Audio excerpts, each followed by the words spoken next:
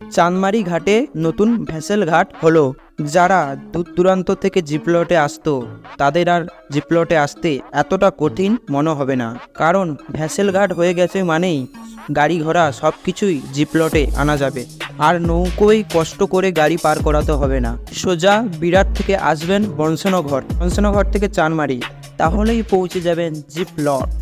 ভেসেলের time এখনও বলা যাচ্ছে না, পরের ভিডিওতে আপনাদের আপডেট দেব, কারণ এখনও কাজ চলছে, পুরোপুরি কমপ্লিট হয়নি। তবে যেভাবে দ্রুত কাজ চলছে এটাই বলতে পারি যে খুব তাড়াতাড়ি কমপ্লিট হয়ে যাবে।